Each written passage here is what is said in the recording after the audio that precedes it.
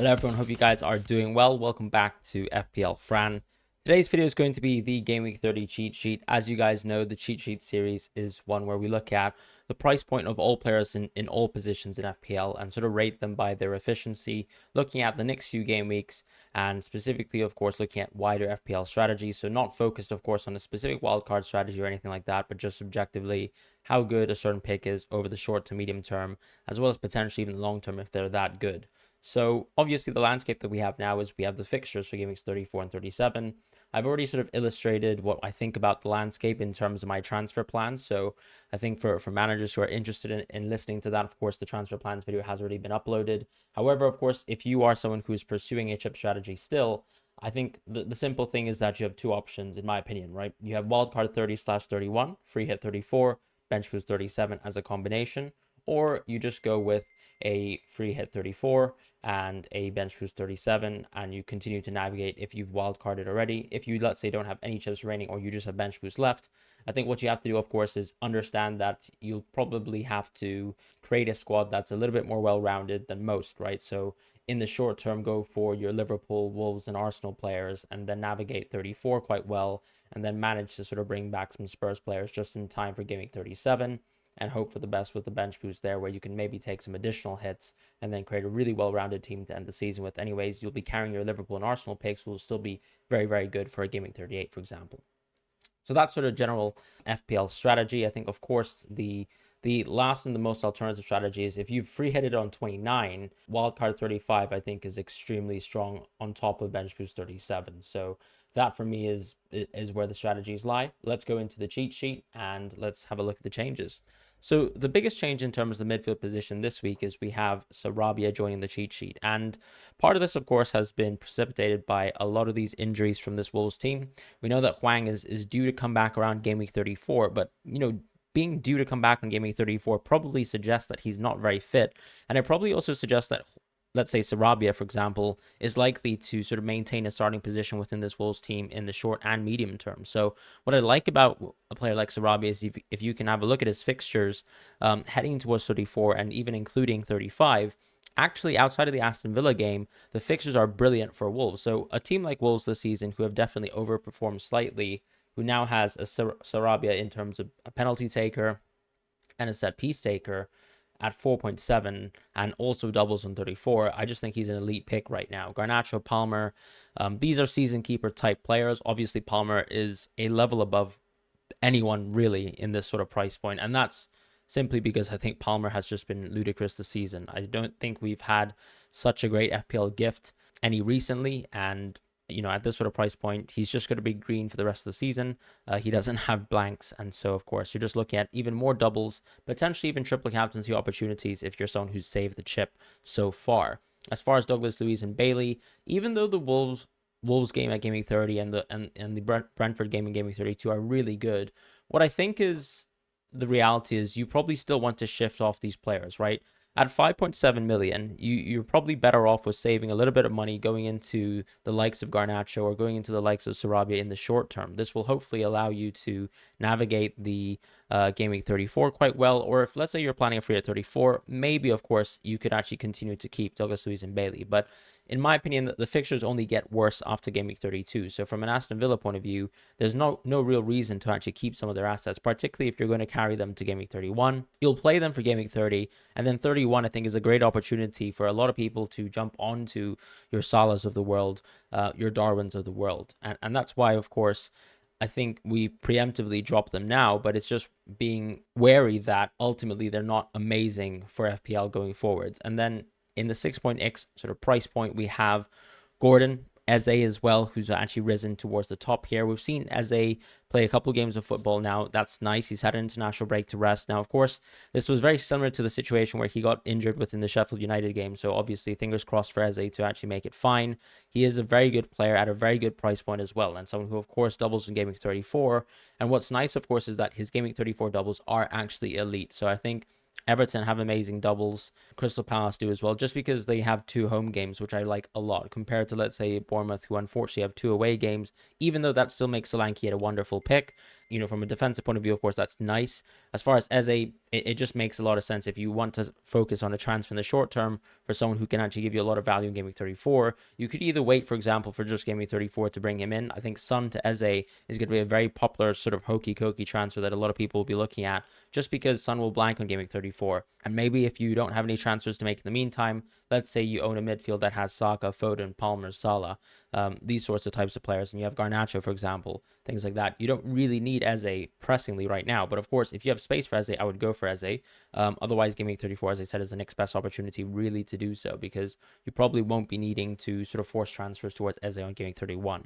As far as Richarlison, he's an interesting pick, and I think this is a little bit of a subjective choice. It really depends on what your interpretation of Angie's minutes are on Richarlison, really, because it really depends, first of all, if Richarlison plays left wing or centre forward, and then second of all, if Richarlison is going to be a starting player. I do think that the concern, of course, is that Brennan Johnson has played really well so far. So has Timo Werner in spurts. And then, of course, Kulusevski has played well enough to deserve a lot of right-wing starting minutes. And so, of course, Maddison's not going to give his spot away to Richarlison. You're looking at Son to lose out, and that's very, very unlikely, in my opinion. I think Son is going to be someone who's going to be close to an 89, 90-minute player for the rest of the season. So, for me, Richarlison's minutes are a little bit contentious. You're looking at starts, potential benchings as well. And the flip side of that, of course, is that despite a Game Week 34 double, his fixtures are ludicrous. And if you can even get a chance of, let's say, Richarlison centre forward for 15, 20 minutes a game, I do think he's a very elite pick in FPL, provided, of course, that he's playing around maybe an average of something like 65, 70 minutes. And that's why I think Richarlison's a very interesting pick, but also quite a risky pick. So one for the managers who are actually seeking a little bit of risk here. For Pascal Gross, unfortunately, with the way the fixtures are in the short term, and the fact that the double actually lands on Game Week 37 now, unfortunately, of course, he's not really an option in the meantime, and I think you're looking at him more so as a transfer out in the short term. So unfortunately, that's just how fixtures have fallen for Brighton, and that's just the reality of that being reflected with Gross's drop. As far as Luis Diaz, that's an interesting thing on the flip side, right? We had Man United winning in the FA Cup, and of course that just makes Liverpool picks even more stronger. So not only is Salah an essential pick effectively from Game Week 31 onwards, you're looking at Luis Diaz being a potential option as well. You're looking at 2 back-to-back home fixtures. I will mention that Brighton actually are a pretty competent defense, and they haven't been horrible this season, even though they've actually conceded more goals than their expected goals conceded. And it probably suggests that their goalkeepers, one, are not very good sort of shot stoppers, or two, the strategy in terms of the way that they play out of the back with the very specific style that Brighton have in terms of pressing or requiring the goalkeeper to play extremely advanced out the back and fast, probably suggests, of course, that a lot of mistakes this season have created extra goals conceded. So, depending on how you look into that and interpret that, as well as Luis Diaz having slightly subpar expected goal involvement, for a player of the best attack within the Premier League, that's an interesting thing, right? So I think Luis Diaz at a higher price point also makes him not a green tier pick. And Bowen, of course, on the flip side, fixture's getting worse, even though the fixture in terms of, let's say, the Tottenham Game Week 31 game is very nice, and even Newcastle in the context of them being a really poor defense is really nice. I still think that Bowen is, of course, when you look at underlying stats, probably one of the players that you want to ignore, just because he's not on additional set pieces, he's also not on penalties, and so unfortunately he has to drop. So he was very strong, of course, for that period of games heading up to Game Week 29, but after this, of course, he does fall. In terms of the sort of elite tier picks within the midfield, I don't think there are any substantial changes. I am not prepared to drop Foden, even though I can understand a lot of people going out of Foden into Salah in the short term, which makes a lot of sense to me. But at the same time, for example, even with Saka, I would argue that, if you're wildcarding this week, for example, I probably wouldn't have Foden or Saka in my wildcard. I would actually think about them as future transfers in, so that I can maximize the short term and be wary of the fact that I actually have transfers that can actually accommodate for changing my midfield up when the time comes. But as I said, if you're actually keeping, let's say, a regular FPL team, I just can't see how, with exception to, let's say, going for Salah, whether Foden out makes sense as a move.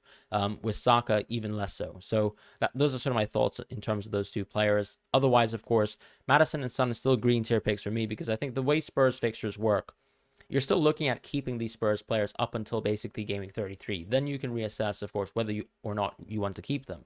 Now, of course, if let's say Maddison is your make way towards Salah, that's a very easy move to do, but it's just a different sort of context and a different story right now. In terms of the forward, we have a few changes, but not too many. Ultimately, Muniz actually rises towards the top. We're starting to see, of course, very consistent minutes from him, but actually just very, very good underlying stats as well from Muniz. I'm someone who, of course, likes to take a little bit more time in terms of assessing whether a pick's valid. Unfortunately, as well, Fulham don't have a double game week on game week 37. So the knock-on impact of that is that Muniz is sort of slightly devalued as a pick, and very similar to Watkins, of course, you can see that these are players who have really good or are really good FPL assets, generally speaking, but unfortunately, due to the landscape having double game weeks and the good fixtures, of course, moving away from Aston Villa, whereas, of course, with Fulham, you can argue that they're actually pretty good, right? If you look at the next 3 fixtures in a row, very, very strong for Muniz. So I can kind of understand from this point of view that Muniz is a very strong pick. And, of course, at this sort of price point, if you're looking at someone to create a 3-5-2 with, and Muniz is going to be someone who at times is going to be at the back of your bench, which is totally fine. I think Muniz is just a crazy elite FPL tier pick right now. And even Jimenez coming back, I don't think is going to be a significant impact unless, of course, he's injured. As far as Morris, he gets a drop. The fixtures do get worse and worse for this Luton Town team. And, of course, with the absence of, additional fixtures compared to the rest of the field, Morris is going to be a slightly worse pick. As far as Cunha, he's interesting, right? Because we're looking at a Wolves double. And as I mentioned already with the Sarabia context, that he's actually someone who has really, really good fixtures in the short term. One thing that I think is a bit of a detriment for Cunha, of course, compared to some of the other players here, is that he's not a penalty taker. The same can be said, of course, with Mateta, who's also a new option on the cheat sheet, and just right below him. I think Mateta's fixtures in the short term are also slightly worse. So that's why Mateta is still an orange pick, whereas Cunha, I think, is quite an interesting yellow pick to consider. Particularly, let's say, if you can't afford, maybe a -4 that allows you to push into a Salah plus Darwin, which a lot of people are going for. Salah plus Cunha is actually a very good alternative, in my opinion, or Salah plus Muniz is also a very good alternative. However, of course, with Cunha, what you're sort of investing into are more fixtures and more doubles, which I can kind of see in terms of the medium term is a little bit more enticing than just simply going for Muniz, who of course has an amazing fixture like Sheffield United away from home on Game Week 30. So some things to think about in terms of whether you're going for a slightly more long-term pick gearing towards Game Week 34, or whether you're free hitting on 34 and maybe you don't care so much about a Cunha or a Mateta as well. With Jackson, I think the only risk really with him is that simply he's on 9 yellow cards. So he's 1 yellow card away from another sort of suspension, and this suspension really only ends if he can actually, not get a yellow card until Game Week 34, which is probably a big ask considering that Jackson is actually one of the few players leading the league in terms of yellow cards. So I do think there's a bit of a risk with Jackson. He's more of an FPL challenge pick, I would say, for this week. And even though the fixtures are very, very good in the short term, I still think there's quite a bit of risk to sort of think about going for Jackson right now. So that's my only concern with him. Now, of course, if you're confident that Jackson's going to avoid suspension, things like that, then actually Jackson becomes a fantastic pick as soon as this week. And he's also cheaper than your Darwins and Isaacs of the world. So let's say if you're actually not looking, for example, to go for a Darwin this week, let's say you're planning for the transfer to go to players like Salah plus another forward next week, you might be considering Jackson, but I think it is a bit of a stretch and it is a bit of a risky play because that suspension is likely that it is much likelier than it isn't. So as far as the 7.x picks, we've got Solanke, Isak, and Darwin. For me, they fit different purposes, right? Isak is a Game Week 37 doubler. However, in the short term, you can see that his fixtures are incredible. He's also a penalty taker. The same thing can be said with Solanke. Solanke obviously has the most subpar underlying stats, but still has really good fixtures at the end of the day. Luton, within the next 3 games, 2 great home games. Everton probably a worse game. Crystal Palace also worse game too. But I am someone who's very much so a proponent of home and away, and home fixtures for Bournemouth in the tougher fixtures are nice, and having Luton in the distance is very good as well. The same can be said with Isak, where you've got 2 great home fixtures. The West Ham game is probably elite, and then of course looking slightly worse when it comes to sort of Craven Cottage and Game Week 32. So if you, let's say, recently wildcarded into Isak, I'd still consider keeping him as a pick. I don't think there's any need to move away from him. In fact, he's a long-term hold. However, if you're looking for a short-term transfer, I'd still probably prioritize a Solanke or Darwin right now. And that's simply just because of the Game Week 34 double that both of these 2 players have. With Højlund, I think he's more of a transfer ultimately later down the line. So if you want to think about, let's say, a wildcard 35 draft, it very much well could have Højlund within the team. And it comes down to, of course, when you can actually pick up someone like Højlund as well. Because ultimately, I don't see, let's say, Højlund being a good transfer up until maybe Game Week 34. As far as, let's say, Tony, Watkins, these sorts of players. Tony, for me, as I said, has just an amazing run of fixtures. But when you actually look at the underlying stats, you can understand for a penalty taker as well, how poor they are, how subpar they are, and unfortunately it just shows that this Brentford team have not been gelling on the attacking phase. And so one thing that I will mention is that Mbumo is back, and that maybe can change the attack up, but we also tend to say within, FPL and our understanding of stats and data that actually, one key player moving in and out of the team isn't necessarily going to radically transform a team. If Brentford have been performing poorly as an offense, then maybe there is a reason for that, and maybe Tony's just not amazing to go for. I still think Tony still has really good fixtures when you consider the games until the end of the season. Now, he is someone who doesn't double game week very, very shortly, and he won't double game week at all, sorry. But the key thing is that the fixtures are good enough to keep Tony, but I think you can also reassess, let's say, by game week 32, if you're happy at all with his performances, and then shift on to another player like Akunha at the time. If you, let's say, are looking to take more advantage of the short term after Tony's 2 home fixtures in a row. As far as Watkins, similar sort of case to Douglas Luiz here. Not on penalties, of course, no doubles, really good underlying stats, but ultimately less fixtures than the rest of the field. And for that reason and that reason alone, I just think that Watkins is someone that we can start to drop within our priority within FPL. And of course, we shift that priority towards players like Solanke, Isak, Darwin, and Muniz, even Kunha as well, potentially, depending on also what your conception is of the Wolves penalty landscape. I think Sarabia is the penalty taker. However, if you think Kunha is the penalty taker for whatever reason, maybe due to a shift in terms of priority, in terms of penalty taking, then of course he becomes effectively an elite pick in FPL, and you should already consider him as a green pick. So that's just something to sort of note before we actually shift on over towards the defenders now. As far as the defense, we have Ait Nuri rising, and part of this, of course, is that the multitude of these Wolves injuries have basically moved Ait Nuri into an advanced position. I was watching the FA Cup match.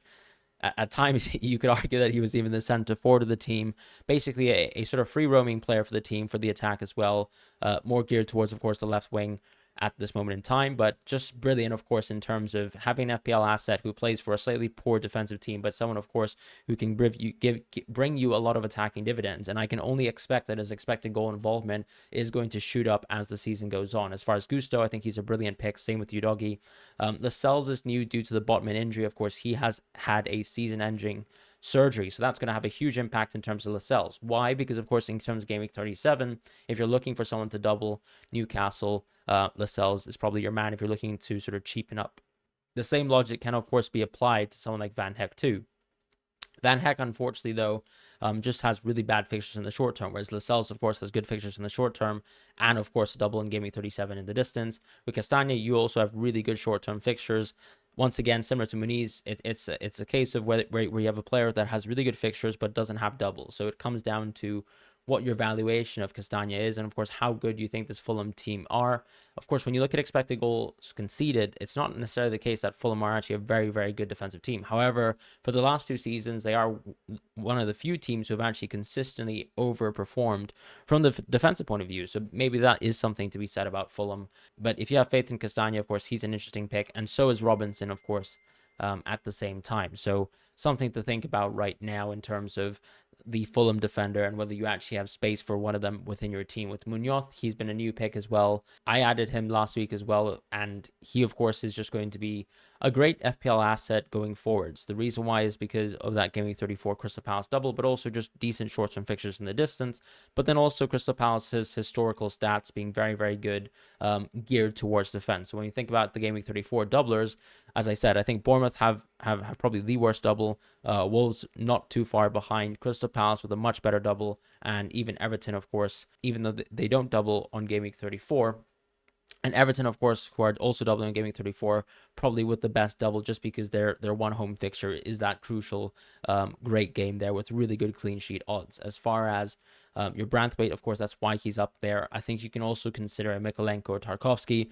But once again, these sorts of picks are more your 4th/5th defender for a wild card in Game Week 30. You're not going to spend a pressing transfer this week, in my opinion, on a Branthwaite, on a Munoz. So I think it makes more sense to go for players like Gusto, because I think Gusto can be a double-edged coin, right? The idea, of course, is, yes, of course, Reece James could be coming back soon, but I just think that Gusto provides such value at such ridiculous prices, plus can also be a Game Week 37 doubler, whilst also giving you short-term good fixtures, that he becomes a very elite option. As far as Doughty and Van Heck, as I said, they do fall, and part of that, of course, is just simply fixtures. The same way with Zabarnyi, even though he has a Game Week 34 fixture in the distance, I still think that he is a pick that, once again, with a very, very low expected goal involvement, despite actually scoring a goal versus Luton, isn't someone that we're expecting even to start on Gaming 34, in my opinion. So that's just the landscape of FPL right now. And of course, you shift on from doublers and you move away from them. That's totally fine. The reality is Zabani can still provide you a lot of value for Game Weeks 30 and 31. As far as the sort of more expensive defenders, there hasn't been too many changes, really. I would give Shar and Trippier rises. I don't really know if Trippier is 100% fit at the time of recording this video. I hope, of course, that he is for FPL managers who have kept him all this time. But Trippier, of course, is a very good pick that, once again, very similar to Gusto, has good fixtures in the short term, but then also can be an amazing pick for Game Week 37. So for a lot of people who are, let's say, planning to wildcard, for example, around Game Week 35, I can imagine Trippier is going to be 100% nailed within their drafts. However, if you're, let's say, planning to make transfers in the short term, I mean, Trippier could very well be another player that you can consider within your team. As far as a Virgil van Dijk, for example, he's still just an elite pick, really good short-term fixtures, and also just a great double in Game Week 34. Dallo, I haven't given him a rise. Part of that, of course, is because, you're looking at the value Man United really coming from Game Week 34 and beyond, as opposed to before that. And of course, their defense this season has been poor, despite Onana being a good shot stopper, all things said, with all his mistakes taken into account. As far as the Man City defender, I've sort of put a yellow bracket for these players. I'm sort of done with actually picking out who the best defender is. I think right now, because we're so close to the Champions League important stages, really, and of course we already are there, because Man City are going to be playing versus Real Madrid. There's going to be a lot of focus and priority split between FA Cup, Man City versus Real Madrid, and then of course the Premier League. That right now it's no longer the case like at the start of the season, where someone like Walker is going to continuously play week on, week out, 90 minutes. And the same can be said with Ruben Diaz, who we've seen multiple times this season has been taken out of the team for tactical reasons. A good example that would be, for example, that recent Liverpool match. So that is something to think about right now. I think ultimately you can pick a Man City defender, potentially someone like a Guardiola or a Ruben, and hope, of course, that they're a sort of 0 to 90-minute player, as in they play 0 minutes or 90 minutes, and either they start or they never come up. And of course, you have an auto sub coming within your team. That for me is the risk, but I think there's also upside in the sense that, of course, at the end of the day, City are a very good defense. They also have a double in Gaming 37, and that's pretty much what it comes down to with the City defense. As far as the goalkeepers, we've trimmed the list a little bit more. Ederson, of course, has been re-added to the sheet. Of course, I think he's still sort of managing an injury, potentially could be back for this Arsenal game. Just wasn't a part of the Brazilian international features, or fixtures rather, but Ederson, of course, is a wonderful pick as well when you think about, let's say, owning someone who is good at double and Gaming 37 and can last you well for the rest of the season. However, I think Petrovic does his job, if not better. Ultimately, of course, a much worse defense within this Chelsea team, but I still think he's a starting goalkeeper. And you're also looking at Petrovic also giving you a lot of value, because there are going to be additional doubles around 35 and 36 for Chelsea. And then with Kelleher, I think the only concern, of course, is how fast Alisson's going to come back. A lot of the rumored news around Alisson is that it's bad, and that Kelleher is actually going to stay within that sort of goalkeeping spot for some more time soon. So depending on, of course, what's going on with Kelleher and Alisson, that will change the value of Kelleher going forwards. As far as Pickford, you're looking at a Gaming 34 doubler, someone who, as I said, has a good double because one of the fixtures are very good. And then Raya, just an amazing keeper, just because Arsenal are the best defense in the world and in the Premier League. And we've seen that, of course, this season bearing out already within the clean sheets as well. So not only are they, theoretically the best team in the league, they're also sort of showing it too with clean sheets, which is very nice. And he's just a very good pick, regardless of whether you're pursuing a free at 34 strategy or not, just because he's not going to blank in any other fixtures due to, for example, like the Brentford loan clause and things like that. And after that, say Game Week 30, he's just a great pick to own. And that's the cheat sheet for Game Week 30. A little bit of a long one. Thank you guys so much for watching and listening. I hope you guys have a wonderful time ahead, and I'll see you guys very soon. Goodbye.